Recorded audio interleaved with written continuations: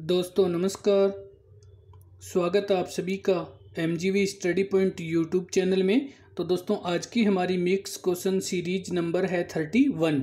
तो बात करने वाले हैं इस सीरीज की। तो ये इंग्लिश की सीरीज है जिसमें MCQ टाइप के टोटल 15 क्वेश्चन है। और ये टोटल जो 15 क्वेश्चन है ये UPPCL JMRC एग्ज़ाम बेस्ड है, रीट और टेट एग्ज़ाम बेस्ड ये इंग्लिश के 15 क्वेश्चन जो MCQ टाइप के हैं।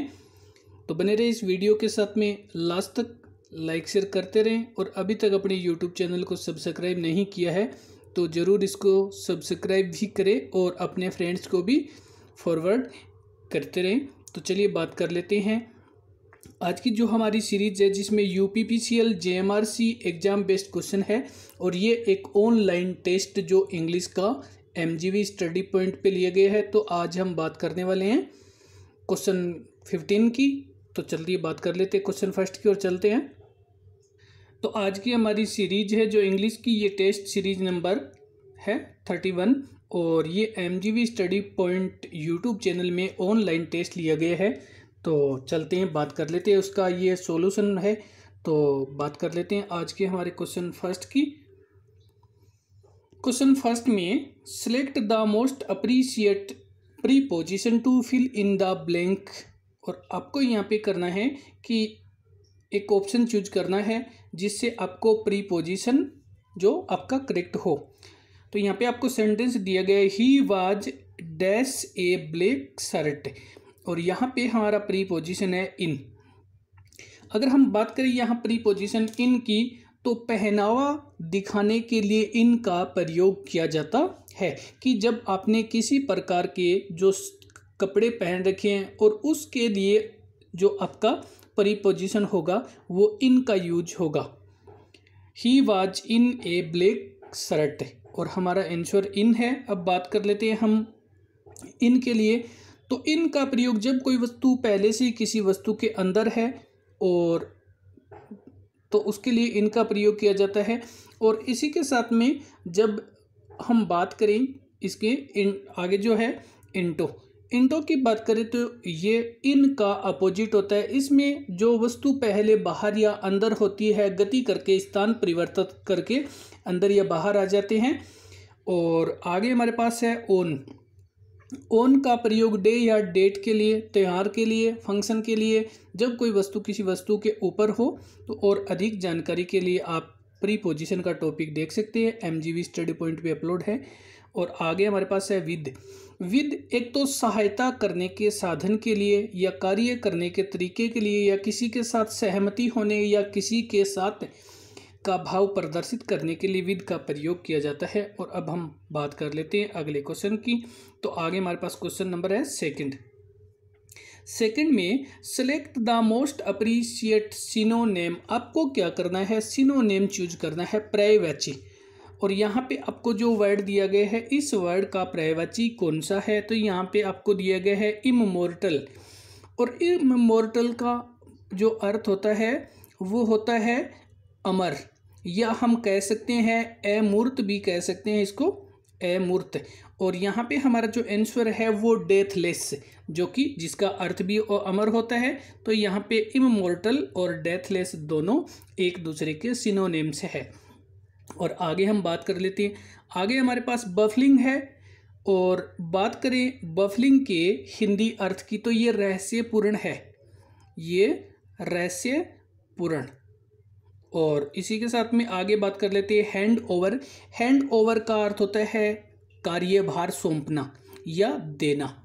और आगे हमारे पास है स्प्लेंडिड का मीन्स होता है एक तो इसकी शानदार, या हम कह सकते हैं सुशोभित भी कह सकते हैं, सुशोभित। और अब हम चलते हैं बढ़ते अगले क्वेश्चन की ओर। तो आगे हमारे पास क्वेश्चन नंबर है 3। क्वेश्चन 3 में select the most appropriate option to fill in the blank fill करने के लिए आपको उचित ऑप्शन को चूज करना है। यहाँ पे हमारे पास सेंटेंस दिया गया है सी इज इंटेलिजेंट डैश लेजी। यहाँ पे आपको दिया गया है कि एक तो सी जो कि इंटेलिजेंट है और लेजी है। अब यहाँ पे इंटेलिजेंट जो होते हैं वो लेजी नहीं हो सकते हैं, तो ये जो गुण दिखाए गए हैं इंटेलिजेंट और लेजी, ये एक दूसरे के अपोजिट गुण है, यानी हम कह सकते हैं कि विपरीत गुण है। इसमें जब कोई कार्य रिजल्ट किसी भी कार्य या गुण के विपरीत दिखाया जाता है तो वहाँ पर बट का प्रयोग किया जाता है, बट। तो यहाँ हमारा आंसर होगा बट।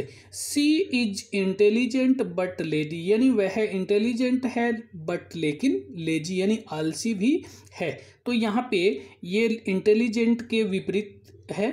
और अब हम आगे बात कर लेते हैं। जो आगे हमारे पास यहाँ पे इफ़ एक कंडीशनल जो कि किसी भी शर्त वाले वाक्य भाग के पहले यूज किया जाता है जब हमें कोई किसी की शर्त दिखानी होती है कि अगर आप इस प्रकार का कार्य करोगे तो ये इसका रिजल्ट होगा। तो ये कंडीशनल सेंटेंस में जो कि दिखाने वाले भाग के पहले होता है। आगे हमारे पास है बिकॉज ये जो कि इसमें सेंटेंस में एक तो रीजन या हम कह सकते हैं रिजल्ट यानी कारण या परिणाम जो दिखाने के लिए इसका प्रयोग किया जाता है।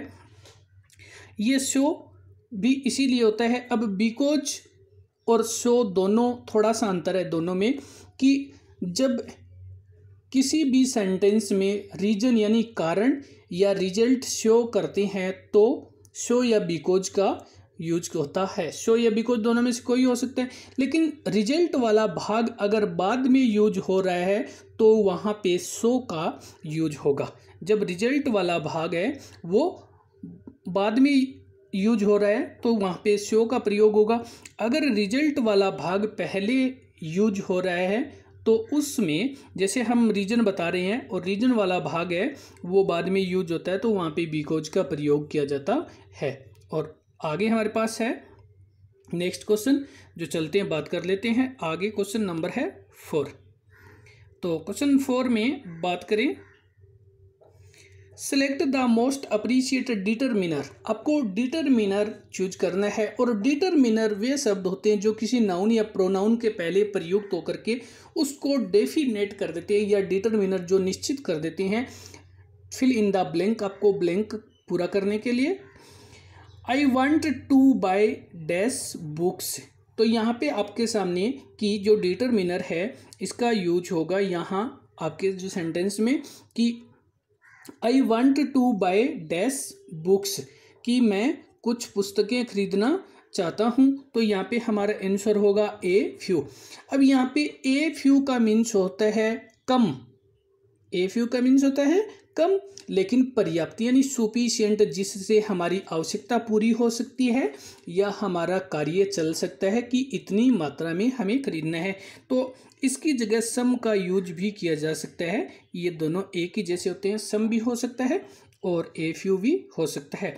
अब हम बात करें कि ये जो फ्यू होते हैं ये संख्यावाची होते हैं जिसमें काउंटेबल नाउन के साथ में होते हैं और लिटिल होते हैं वो अनकाउंटेबल नाउन के साथ में आते हैं। तो यहाँ पे हम बात करने वाले हैं कि जब फ्यू का यूज किया जाता है तो उस कंडीशन में आपके पास मात्रा तो है लेकिन वो नॉट यूजेबल है कि उससे आपका काम नहीं चल सकता, आवश्यकता की पूर्ति नहीं हो सकती है, तो वहाँ पे फ्यू का प्रयोग किया जाता है। और ये जो ए फ्यू होता है इससे सफिशिएंट मात्रा होती है जिससे हमारा कार्य आवश्यकता पूर्ति की जा सकती है। और द फ्यू में total all of you have, आपके पास जो जितना है वो सारा का सारा, तो वहाँ पे द फ्यू, लेकिन ये आपके पास काउंटेबल नाउन होनी चाहिए। अगर इसी कंडीशन में आपके पास काउंटेबल नाउन न होकर के अनकाउंटेबल नाउन हो तो वहाँ पे little, a little, the little का यूज होता है। और चलते हैं बात कर लेते हैं अगले क्वेश्चन की। तो आगे हमारे पास क्वेश्चन नंबर है 5 बात करने वाले हैं 5 नंबर में। Select the most appropriate passive voice, आपको पैसिव वॉइस चूज करना है to fill in the blank, blank को फिल करने के लिए आपको कौन सा जो आपका पैसिव वॉइस है। तो सबसे पहले हम बात कर लेते हैं कि आपके एग्जाम में एक जो एक्टिव वॉइस का सेंटेंस दिया होता है और उसको कन्वर्ट करके आपको पैसिव वॉइस का ऑप्शन चूज करने के लिए कहा जाता है। तो कभी कभार हो सकता है डायरेक्ट आपको 4 ऑप्शन दे दिए जाए और सही पैसिव चूज करने के लिए भी कह दिया जाए तो यहाँ पे हमारे पास है शी टीचेज मी इंग्लिश। और इस सेंटेंस की अगर हम बात करें तो एक्टिव का है, इसमें सबसे पहले ये सब्जेक्ट है और ये वर्ब फर्स्ट है और वर्ब फर्स्ट में ES लगा है, टीच और ES लगा हुआ है। और आगे जो ऑब्जेक्ट है एक तो मी ये फर्स्ट ऑब्जेक्ट है और इंग्लिश है वो सेकंड ऑब्जेक्ट है। तो अब हम बात करेंगे कि ये हमारे पास डबल ऑब्जेक्ट वाले सेंटेंस हो गया। डबल ऑब्जेक्ट को वाले सेंटेंस को आप इंग्लिश से भी शुरू कर सकते हैं और मी से भी शुरू कर सकते हैं, दोनों में से किसी से शुरू कर सकते हैं।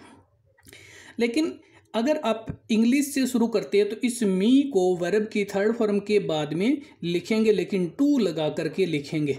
और अगर आप इसको मी से शुरू करते हैं तो इंग्लिश को वर्ब की थर्ड फॉर्म के बाद में लिखेंगे, लेकिन टू नहीं लगाएंगे। तो जो प्रोनाउन है उससे पहले हम टू लगाएंगे और जो इसको हम जो कि सब्जेक्ट जो ऑब्जेक्ट है उसको लिविंग और नॉन लिविंग थिंग में कभी कह सकते हैं। लिविंग थिंग के पहले टू लगा करके करते हैं और नॉन लिविंग होते हैं जो कि निर्जीव और सजीव होता है। जो निर्जीव एवं सजीव होता है उनके पहले प्रयोग किया जाता है।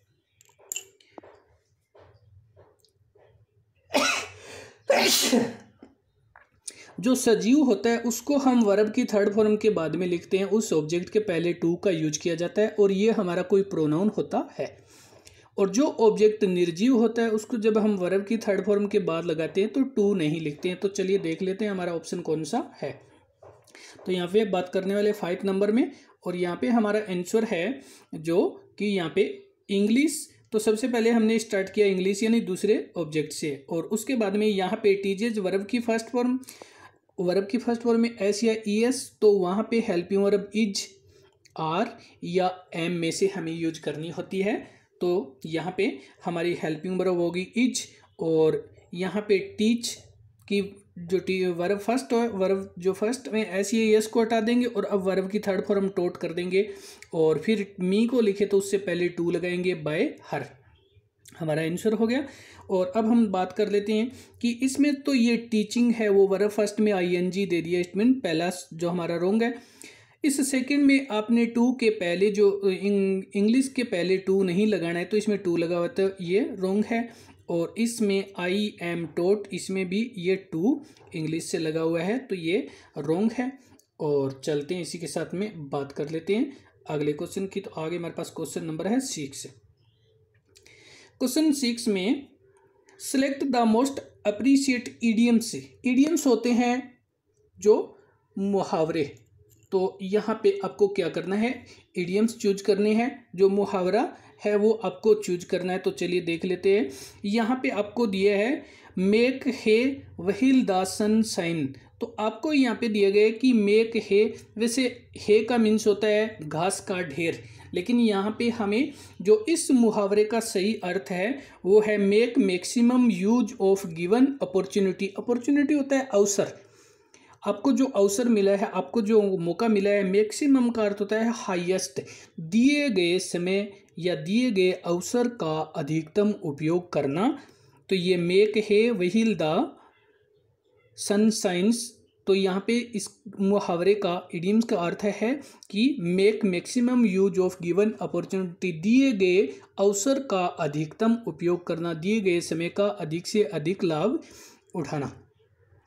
चल select the most appreciate phrase. आपको उचित फ्रेज चूज करनी है और यहाँ पे दी गई है phrasal verb back out means. जो बेक आउट फ्रेज है उस फ्रेजल वर्ब का मीन क्या है। तो सबसे पहले तो हम हिंदी में बात करते हैं कि जो बेक आउट है, और बेक आउट का जो मीन्स है वो है बच निकलना। यहाँ पे हमारे पास जो अर्थ है बच निकलना। और आगे यहाँ पे आपको दिया गया है तो इसमें से आपके आंसर है विदड्रा। विदड्रा का मीन्स होता है निकालना, या हम कह सकते हैं कि बचा करके निकालना। और आगे हमारे पास जो दिया गया है इसमें दिया गया है ले ए साइड। ले ए साइड का मीन्स होता है अलग कर दिया, अलग कर दिया। और आगे जो दिया गया है ले ऑफ। ले ऑफ का अर्थ होता है छंटनी करना, छंटनी करना, या हम कह सकते हैं इसको भी जो कि अलग कर देना। और आगे हमारे पास जो है ले ओवर, ले ओवर का मीन्स होता है लेट गया। और जो हमारा आंसर जो बैकआउट है तो इसका विथड्रॉ है।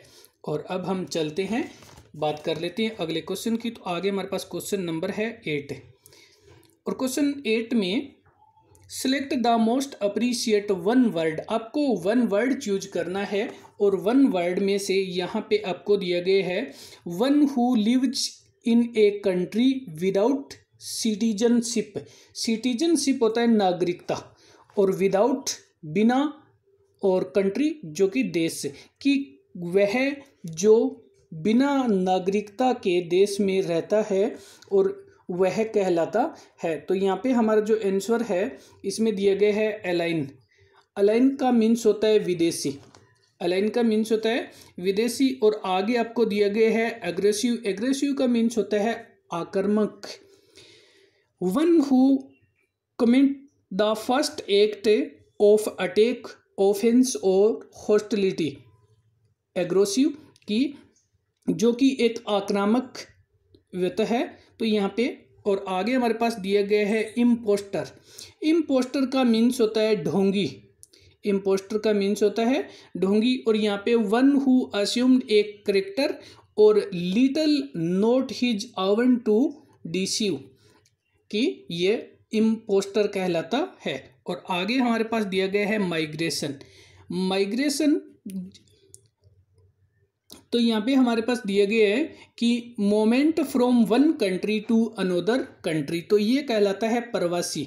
जो माइग्रेशन होता है ये प्रवास कहलाता है, और जो माइग्रेट होता है वो प्रवासी कहलाता है। तो यहाँ पे जो माइग्रेशन है ये प्रवास कहलाता है, कि जो एक स्थान से दूसरे स्थान या एक देश से दूसरे देश में चले जाते हैं। और अब हम चलते हैं, बात कर लेते हैं अगले क्वेश्चन की। तो आगे हमारे पास क्वेश्चन नंबर है 9। तो बात कर रहे हैं क्वेश्चन 9 की।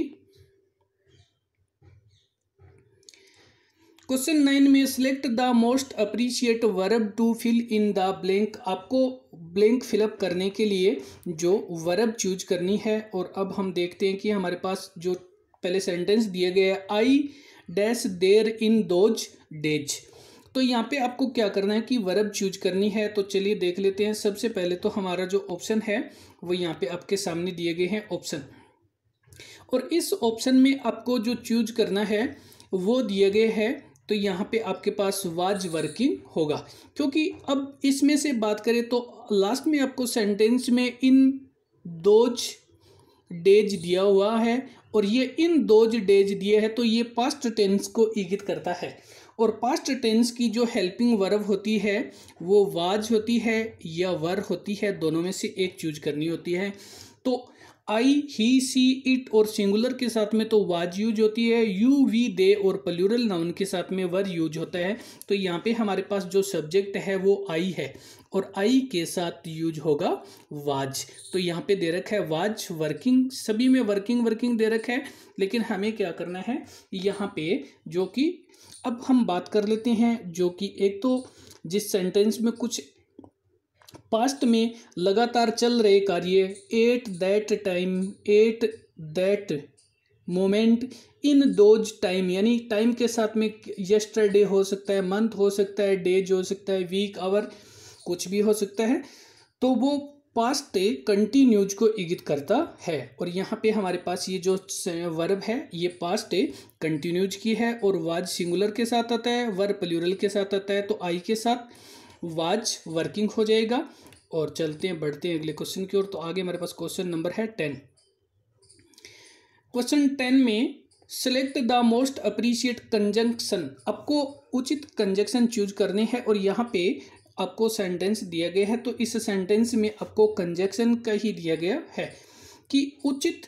अब यहाँ पे हमें इसमें ये ध्यान रखना है कि कौन सा कंजंक्शन सही सेंटेंस में यूज हुआ है। तो यहाँ पे हम बात करेंगे। तो पहले सेंटेंस में दिया गया है he is not only her husband but also her brother.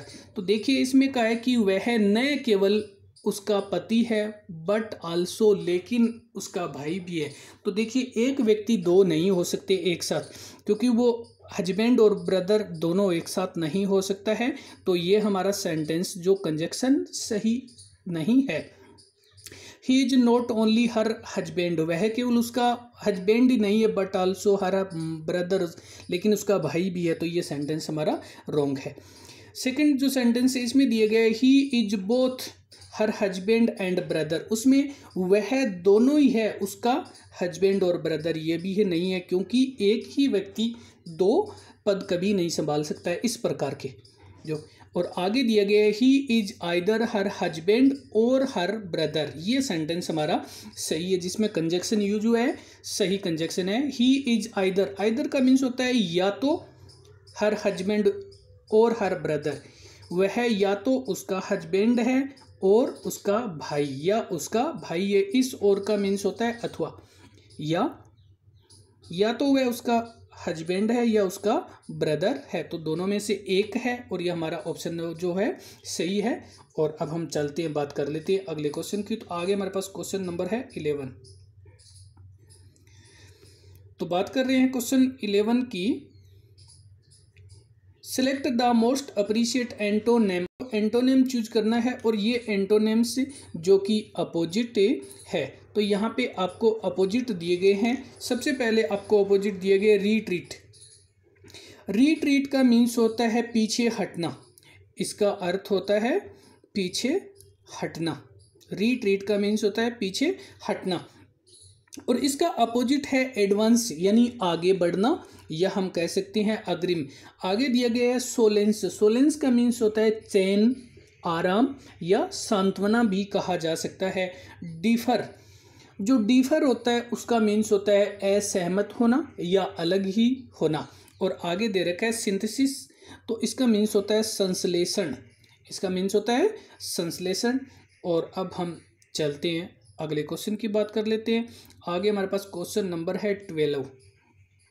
Question 12 में select the most appropriate option to fill in the blank. Blank को फिल करने के लिए आपको जो मोस्ट अप्रिशिएट वर्ड चूज करने हैं।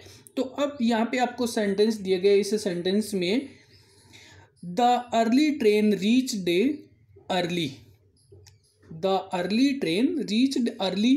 यहाँ पे जो बोल्ड वर्ड दिए गए, बोल्ड वर्ड अर्ली आर, जो बोल्ड शब्द दिए गए हैं, दो यहाँ पे शब्द दिए गए हैं अर्ली, एक तो ये अर्ली है और एक ये अर्ली है।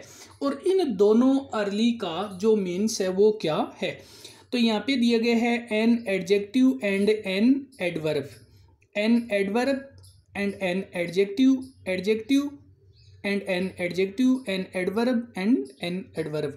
तो यहाँ पे दिया गया है, ये पहला तो है एडजेक्टिव, क्योंकि वो ट्रेन की विशेषता बता रहे हैं कि कौन सी ट्रेन जो अर्ली ट्रेन होती है वो। और आगे है वो एन एडवर्ब है, क्योंकि रीच्ड वर्ब है और ये वर्ब की विशेषता बता रहे हैं। तो जो वर्ब की विशेषता बताते हैं वो एडवर्ब कहलाते हैं, और जो किसी संज्ञा की विशेषता बताते हैं वो जो कि एडजेक्टिव यानी विशेषण कहलाते हैं। तो ये पहला है वो तो है एडजेक्टिव, और ये जो दूसरा अर्ली है ये है एडवर्ब, ये क्रिया विशेषण है, ये है क्रिया विशेषण, क्योंकि जो रीच्ड वर्ब है और इस वर्ब यानी क्रिया की विशेषता बता रहे हैं, और ये है एडजेक्टिव जो कि ट्रेन यानी इस नाउन की जो विशेषता बता रहे हैं। तो ये विशेषण है, ये केवल विशेषण है और वो क्रिया विशेषण है, क्रिया की विशेषता बता रहे हैं। और अब हम चलते हैं, बात कर लेते हैं अगले क्वेश्चन की। तो आगे हमारे पास क्वेश्चन नंबर है 13। क्वेश्चन 13 में select the most appropriate indirect speech to fill in the blank. आपको ब्लैंक फिलअप करने के लिए इनडायरेक्ट स्पीच चूज करनी है, और यहाँ पे आपको सबसे पहले डायरेक्ट का सेंटेंस दिया गया है, Ram said to me comma close inverted comma start, why did your brother come to my house yesterday interrogative sign. तो सबसे पहले तो हमें ये करना है कि जब लास्ट में साइन ऑफ इंटरोगेटिव दे रखा है और यहाँ पे कोई WH वर्ड दे रखा है, तो इस सेड टू को चेंज करते हैं आस्क्ड में। सेड टू को चेंज कर देते हैं आस्क्ड में। जब यहाँ पे कोई WH वर्ड होता है तो कोमा और इन्वर्टेड कोमा को हटा देते हैं और उसी WH वर्ड से सेंटेंस को कनेक्ट कर देते हैं। और अगर यहाँ पे कोई हेल्पिंग वर्ब होता है तो कनेक्टिव के लिए हम इफ़ यूज करते हैं और उस हेल्पिंग वर्ब को चेंज करते हैं रूल के अकॉर्डिंग। तो आप देख सकते हैं रूल जो पहले बताए हुए। अब आगे यहाँ पे जो डिड होता है उसको हटा दिया जाता है और डिड के बाद में डिड को हटा करके हेड प्लस V3 यानी हेड प्लस वर्ब की थर्ड फॉर्म आएगी और डिड छुट्टी कर देंगे। यहाँ पे यूअर जो प्रोनाउन है ये चेंज होंगे रूल के अकॉर्डिंग होंगे तो बात कर लेंगे। और जो वर्ब होती है कम, इसको भी कभी कभार गो में चेंज कर देते हैं तो आपको चूज करना है। और यहाँ पे जो माई प्रोनाउन है इसको चेंज करेंगे। यस्टरडे दिया है, ये टाइम है और इस टाइम को भी चेंज करते हैं। तो चलिए देख लेते हैं हम इसको किस प्रकार से चेंज करते हैं। तो यहाँ पे हमारे पास जो ऑप्शन नंबर है जो हमारा आंसर, तो ये आंसर नंबर है हमारा बी। राम सेड टू को हमने चेंज किया आस्क्ड में, कनेक्टिव के लिए वही WH वर्ड यूज कर दिया और इन्वर्टेड कोमा और कोमा को हटा दिया।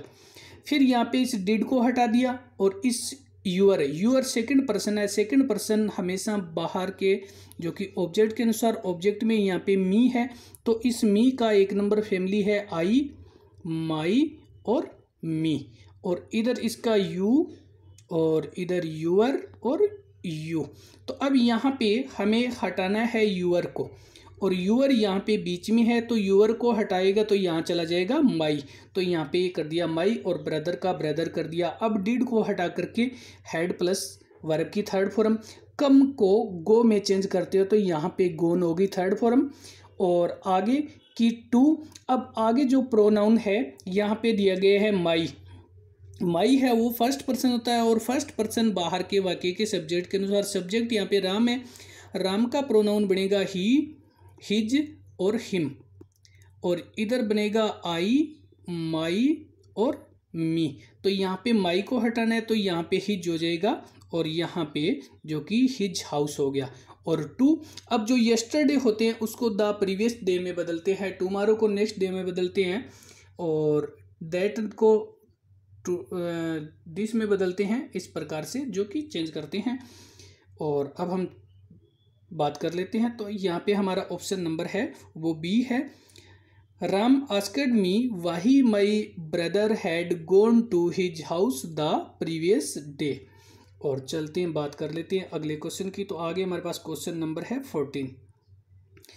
क्वेश्चन 14 में which tense do the following sentence belong to, कौन सा टेंस है फॉलोइंग सेंटेंस से बिलोंग करता है